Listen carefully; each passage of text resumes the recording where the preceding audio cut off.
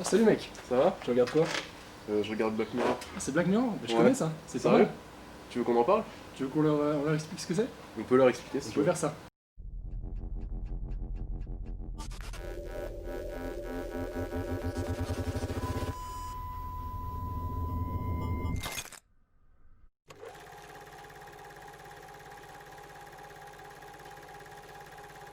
And action. Bonjour, je m'appelle Vincent Aquaba et je suis en deuxième année à l'EPITA. Et je suis Hugo Bringou, également en deuxième année à l'école Ipita. En vrai, pour commencer, on va peut-être leur expliquer ce que c'est Black Mirror. Rapidement, petite intro, c'est une série qui a été rachetée par Netflix, c'est une série qui est sortie en 2010. Il y a plein d'épisodes, en tout là il y a 5 saisons si je ne me trompe pas. Ouais, il y a 5 saisons. Il y a 5 saisons, tous les épisodes ne se suivent pas, donc c'est des histoires différentes. Et c'est tout autour du même thème central. Avec l'essor des nouvelles technologies depuis 2010, est-ce que ce serait pas peut-être une réponse à toutes ces nouvelles technologies et qu'est-ce qu'on peut en faire? On va voir ça et on peut même poser une question. Ouais, dis-moi. Pourquoi c'est une bonne série? C'est Ce qu'on vrai. va voir tout de suite. C'est vrai que c'était une série d'anticipation. Ouais, c'est vrai. En fait, ça parle un petit peu de ce qu'il y a dans un futur proche, avec les évolutions technologiques possibles. Les auteurs, ils puissent généralement dans les actualités de leur époque. Donc dès qu'il y a une nouveauté, il y a moyen que Black Mirror en parle, quoi. Ils vont vraiment essayer d'extrapoler pour pouvoir vraiment montrer ce que ça peut devenir, ce que ça peut donner. Et c'est justement en extrapolant qu'ils vont donner un aperçu réaliste du futur. Donc bien sûr aussi, il faut dire le fait que je vais recommencer ma phrase. Bon, bien sûr, cette série elle est pas tout publique. On voit dès le premier épisode de la première saison le Premier ministre qui fait l'amour à un cochon, avec force, avec ferveur. Du coup, la série, elle casse les codes, elle marque les esprits, elle traite certains sujets qui sont évités. Par exemple, on a la saison 3, l'épisode 3, la pédophilie. On a également, sur mon deuxième doigt, la maladie, dans l'épisode de San Junipero.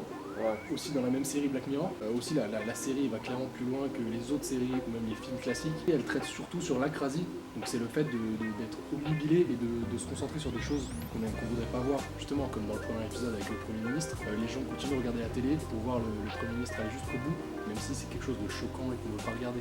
Après bien sûr, c'est pas juste pour choquer qu'ils font ça si.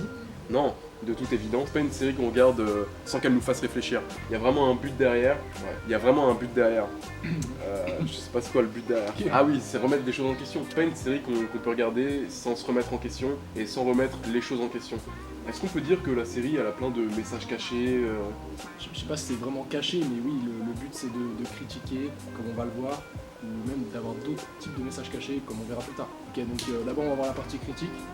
Comme on peut le voir assez facilement, Black Mirror c'est une critique des écrans, même du spectacle entièrement. Comme par exemple même l'épisode 1, comme on y revient souvent, les gens continuent à regarder, c'est une sorte de spectacle. C'est de là d'où vient le nom. C'est là d'où vient, C'est c'est là, de là ouais. que vient le nom. Ok. C'est de là que vient le nom en fait Black Mirror, ça fait référence à un écran noir. En fait maintenant tout le monde est scotché devant son écran, c'est vraiment les écrans qui dictent nos vies. Est-ce que c'est réellement un futur qui nous présente dans Black Mirror, tu penses? C'est vrai que c'est la question qu'on peut se poser, est-ce que c'est vraiment un futur potentiel ou même plutôt une métaphore du présent? Avec tous les écrans qu'on a aujourd'hui, c'est ça qu'ils essaient de représenter aussi. Et c'est ça que j'avais trouvé intéressant aussi dans une interview de Charlie Brooker, l'auteur de Black Mirror. Une fois que la série elle est finie, le public est face à un écran noir et c'est son reflet qu'il peut voir dans cette série. Donc au final, est-ce que ça critiquerait pas le public lui-même? Ouais, c'est pour ça que je trouve intéressant de leur montrer quelques exemples concrets de la vraie vie que critique Black Mirror. Donc comme on peut le voir dans Nosedive, en fait... Ah, t'es plus là. Donc premier exemple, t'en as sûrement entendu parler, il y a pas si longtemps, en Chine, le système de notation pour limiter les citoyens. En fait ça a été critiqué directement ou indirectement, on sait pas, par Black Mirror dans l'épisode Nosedive, qui raconte en fait l'histoire d'une femme qui vit dans un monde où toutes nos relations sont notées. Donc quand on prend un taxi, donc comme aujourd'hui même avec Uber, on est noté. Quand on parle à quelqu'un, l'échange on le note et le but c'est d'avoir la meilleure note possible. C'est vrai que c'est vrai que C'est vrai que ok, c'est vrai que même avec Google, on essaye de laisser des avis un peu partout, dans les restaurants, dans les hôtels qu'on côtoie. Et c'est vrai qu'on peut voir que ça prend de très grosses tournures. Comme dans l'épisode 2 de la saison 3, dans l'épisode Playtest, où un homme teste un nouveau jeu vidéo expérimental. Et en fait, il a une puce implantée, et donc il est vraiment plongé dans le jeu. Est-ce que ça peut pas faire référence avec toutes les interactions entre machine et cerveau qu'on peut voir dans les jeux vidéo, avec des capteurs cardiaques par exemple? aussi un autre exemple, dans l'épisode White Christmas, il y a un petit système en fait qui permet de tout contrôler dans la maison à distance, le café, le matin, les volets qui s'ouvrent, etc. Mais de manière un petit peu consciente en fait. Et aujourd'hui, ce qui s'en rapproche un peu, c'est la domotique. Est-ce qu'il ne faudrait pas un peu vous alarmer sur l'évolution de la domotique avec les maisons connectées, etc. Je sais pas si t'as vu, mais dans l'épisode 18 in the Nation, épisode 6 de la saison 3, il y a une société privée qui a répandu des abeilles robots qui sont capables de tuer des gens. Et en fait, on ne sait pas s'il a voulu en faire la critique, mais en 2013, il y a une société américaine qui a créé en fait des réels mini abeilles robots qui sont capables d'être gérés à distance. Oh. Donc bien sûr, jusqu'ici tout va bien, mais ils veulent montrer que potentiellement beaucoup de choses peuvent se passer ensuite. Mon dernier exemple, donc dans Be Right Back, épisode 1 de la saison 2, il y a une femme qui commande un robot capable d'imiter le comportement de son mari qui était mort précédemment, et même qui le ressemble physiquement. Et il y a une société japonaise qui propose de faire ça, de remplacer un être cher, pareil, qui a perdu la vie, par son visage, et qui est en fait un robot capable de parler, communiquer, jusqu'où ça peut aller. Donc maintenant on va voir les références, que ce soit entre les épisodes de Black Mirror eux-mêmes, ou même d'autres œuvres culturelles connues. Effectivement, comme dans l'épisode 1 saison 3, la réplique Walk the Earth, c'est une référence à Pulp Fiction, Fiction pulpeuse en québécois. qui est elle-même tirée d'une autre référence, qui est le film Kung Fu. Dans Shut Up and Dance, on peut voir un autocollant qui représente Waldo, un personnage qu'on va retrouver dans un autre épisode, l'épisode 2 de la saison 3. Ah ouais, d'ailleurs, l'acteur principal de cet épisode, il joue aussi dans une autre série Netflix, Ah ouais. The End of the Fucking World. Tu l'aimes bien cette série? Oui. Mais c'est pas le sujet. D'ailleurs, dans pas mal d'épisodes, on entend la même chanson interprétée différemment, qui est la chanson Anyone Who Knows What Love Is de Irma Thomas. Et elle est là tout au long de la série et je trouve ça assez sympa de l'entendre. C'est vrai qu'elle est cool cette Elle est plutôt sympathique. Elle est plutôt Mais sympa. ça reste un autre sujet. Ah, c'est marrant parce que dans l'épisode San Junipero, un des épisodes les plus aimés de Black Mirror, en fait le titre lui-même fait référence au Saint Juniper qui était connu au XIIIe siècle pour exaucer les vœux des mourants. Donc un peu comme le Cloud dans l'épisode en lui-même. Pareil, dans l'épisode, au début, on voit un poster d'un film qui s'appelle The Lost Boys, film dans lequel on voit des vampires qui sont en quête d'immortalité, en fait, un petit peu comme dans la série, pareil, avec l'épisode. Encore une fois. Comme toutes les chansons de l'épisode qui sont finalement en rapport avec le thème de l'immortalité. Merci. De rien. D'ailleurs, dans l'épisode 5 de la saison 3, il y a une actrice assez connue qui a joué notamment dans Orange is the New Black. Et aussi dans The Handmaid's Tale, non? Oui, je connais, très bon film. C'est une série. Ah oui, et Hated in the Nation fait aussi référence un peu à la vie de Charlie Brooker parce qu'il a déjà été lynché médiatiquement. Comme le personnage principal de l'épisode qui se fait lyncher aussi. Donc, dans le même épisode, il y a pas mal de références aux épisodes précédents. Pareil, on va pas toutes les citer. Là, je pense qu'on a un peu donné pas mal d'exemples pour montrer les références entre tous les épisodes ou même à autre chose. Ah mec, t'aurais pas changé de place là? Non. Ok. C'est une série choc, il y a pas mal de messages cachés, des références. C'est peut-être aussi pour ça que chaque épisode est marquant et pourrait se passer très prochainement. Et c'est avec tout ça que ces épisodes deviennent beaucoup plus crédibles et qui vont vraiment toucher le public. C'est vrai que du coup, on arrive assez facilement à s'imaginer ce qui pourrait arriver à l'avenir. Du coup, ça me touche encore plus. Et c'est aussi peut-être cette proximité entre la réalité et la série, comme on l'a vu précédemment, qui moi personnellement me touche et vous touche également. Et du coup, comme on a vu que chaque épisode c'est plus ou moins des références à des vrais événements, c'est vraiment concret, ça permet de vraiment s'imaginer. On voit que les épisodes sont passionnés, nous ça nous passionne, on espère que vous êtes passionnés aussi, il y a plein de passion aussi. Ok, maintenant qu'on a vu tout ça, c'est quoi toi ton épisode préféré? Moi franchement mon épisode préféré c'est Hank the DJ. C'est un épisode qui simule une application de rencontre.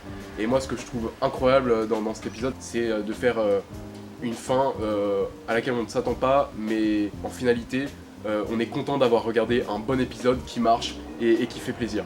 C'est vrai, et en vrai, on va quand même spoil nos deux épisodes préférés. Tu peux expliquer peut-être l'histoire pour expliquer la fin, Ouais, etc. c'est vrai.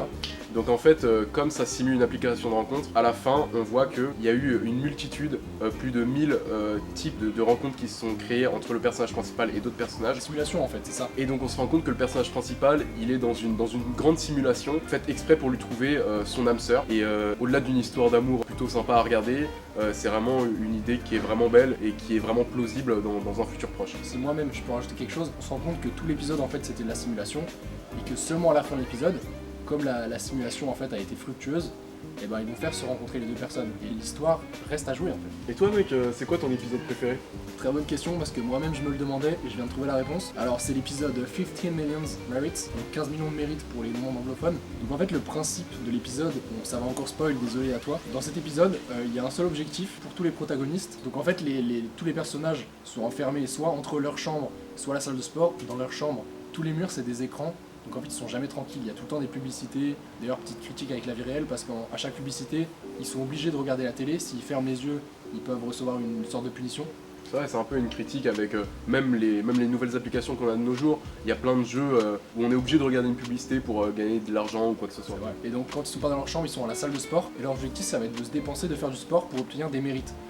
Avec ces mérites, ils vont pouvoir acheter soit de la nourriture, soit juste des objets pour leur avatar, parce qu'ils ont un avatar, donc des choses futiles un peu. Et au bout de 15 millions de mérites, c'est quasiment toute une vie de sport, ils ont la possibilité d'acheter une place pour participer à une émission en fait. Et avec cette émission, ils vont devoir séduire un jury pour sortir de leur quotidien et devenir une sorte de star. Moi, ce qui m'avait surpris et qui m'avait conquis, c'était pareil, la fin. En fait, le personnage principal, il va offrir ses 15 millions de mérites à une amie pour qui il a des sentiments, pour lui offrir la place dans cette émission. Et sauf qu'au lieu de bien s'en sortir, elle va finir, je le dis crûment, actrice porno. Et lui, ça va lui briser le cœur puisqu'il était amoureux d'elle. Donc c'est vrai qu'on a pu voir que la série elle est exceptionnelle. Mais tu penses qu'elle a un réel avenir cette série? Bah ouais, je trouve que les saisons qui sont parues ont été vraiment réussies. Il y a eu un public énorme. Mais après, ce qu'il faut savoir, c'est que la 5e saison a beaucoup moins plu, alors qu'elle était très attendue. Même Charlie Brooker, lui, pour l'instant, il n'a pas tellement l'envie de continuer. Moi, personnellement, s'il s'arrêtait là, ça me choquerait pas. Mais mes attentes sont quand même assez hautes si jamais il faisait une suite. Donc, il faut qu'il fasse avec ça, quoi. Et toi, tu en penses quoi? C'est vrai que quelquefois, quand une série marche, il faut aussi savoir arrêter. La saison 5, elle a été assez mitigée. Peut-être qu'ils ont réussi à montrer toutes les facettes de l'humanité. Est-ce qu'il faudrait peut-être pas s'arrêter là pour pas que ça devienne un peu de trop? Si je pouvais même dire une chose, c'est toutes les bonnes choses ont une fin. Black Mirror est une bonne chose, comme on vient de le montrer. Est-ce que la fin c'est maintenant? On a vu aussi en quelque sorte que Black Mirror c'est une série visionnaire. Ils ont réalisé un épisode qui est parallèle à la série, qui s'appelle Bandersnatch. Et en fait, c'est plutôt un film d'ailleurs. Le film en entier est interactif, c'est-à-dire que sur Netflix, on peut choisir si l'acteur fait telle ou telle action. Et ça va orienter forcément la fin et la suite du film. Et du coup, on se demande si ils n'ont pas ouvert une voie à tous les films qui créeraient plus de films interactifs ou de choses comme ça.